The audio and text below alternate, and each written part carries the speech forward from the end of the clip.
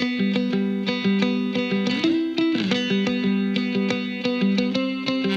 my name is Jack O'Leary. I'm Head of Advisory North America at Edge by Essential, and I'm here to present our outlook on the convenience store channel. Now, when talking about convenience stores, there's some definitions needed in terms of the types of formats we look at. Certainly, there's the gas station convenience stores. These are stores located near fuel stations, often operate as joint ventures between oil companies and retailers. You also have non-fuel, pure convenience stores here. These are small format, proximity-oriented formats here. They're food selling stores. They offer a limited range of groceries and essential products. Many are operated by large-scale retailers, and many employ a franchise model around the world. And then finally, the convenience channel has a number of traditional and independent mom and pop constituents. So those must be acknowledged as well when thinking about convenience. Now, when we look at the growth of this channel, it's a substantial and important one, especially to the grocery space at large. Convenience is growing at a 5.3% compound annual growth rate from 2020 to 2025. That is the fastest store-based growth rate we have in our Edge database in terms of sales. Supermarkets, for example, is growing at a 4.2% compound annual growth rate for that time period here. So a substantial growth channel around the world as we look at retail. Now, let's talk about what are the transformations going under strategically in this channel that are going to really drive the successful players. First and foremost, becoming points of fulfillment. Also, bringing in more automation techniques into their business models, revitalizing the selection available in stores, and then finally digitally integrating these store formats around the world. Now, in terms of fulfillment, we've actually at Edge by Essential been able to conduct some fulfillment benchmarking. We basically go out and score the convenience store operators on everything from fulfillment speeds, coverage of geographic areas, partnerships. And when we look at that, the most extensive fulfillment capability having convenience store retailers, top of the list is 7-Eleven.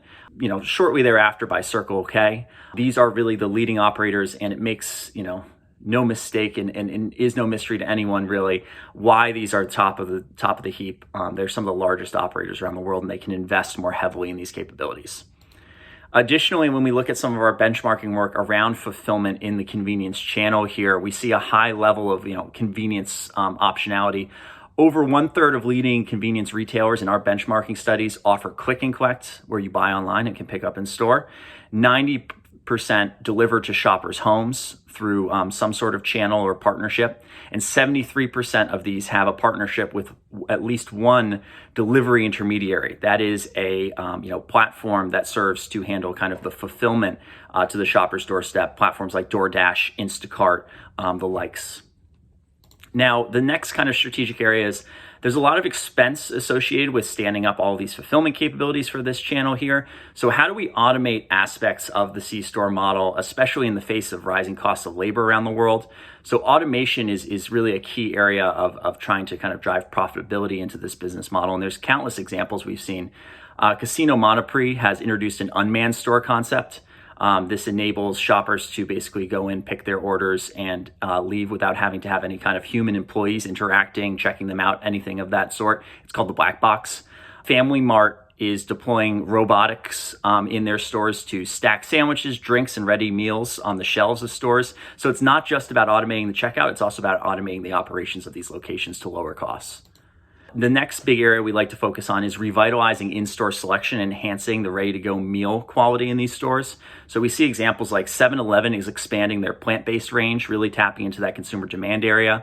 Carrefour Poland has introduced ready meals that come out of actually a vending machine. Again, combining the previous initiative around automation with, revitalization of what you can have in the store environment here in terms of your meals, things that will drive the consumer into the store environment in a more meaningful way. And then finally, across all retail channels, we say this, but in convenience as well as the others, integrating digital initiatives and making the shopper's experience more digital. This can be everything from making, convenience stores more like, a vending environment, enabling things like Just Walk Out through friction-free checkout, curating the assortment presenting to the consumers with data derived by those digital orders, even integrating digital into fuel purchasing. For example, consumers with Alexa equipped vehicles can say, Alexa, pay for gas. select the pump that they're at and pay through their desired payment systems embedded in Alexa, simply getting out of the car and pumping their gas, not having to do anything with a credit card. Mobile scanning and checkout payments utilizing some sort of retailer driven app. And then finally, also unmanned formats is another area as well that these stores are investing in. So digital is highly integrated in this experience going forward. So, to sum all of that up here, what is the future of the C-store channel? It is an e-commerce asset for sure, but the store experience needs to transform as well. The proximity of these locations makes C-stores an effective anchor point for either delivery or pickup for e-commerce operations. Rising costs are associated with all this though, and labor is one of those kind of top cost areas. So automation will help kind of lower that and make the margin realities better for these stores. In-store selection revitalization will help drive shoppers continuously into these locations, whether they're filling up at the pump or at a proximity-oriented format in an urban area. And then finally, today's consumer demands digital experiences at their, retail shopping environments here, and C-stores are not removed from that reality. And so integrating more kind of digital experience areas into stores will both help enhance the experience and drive more shoppers into these environments. Thank you.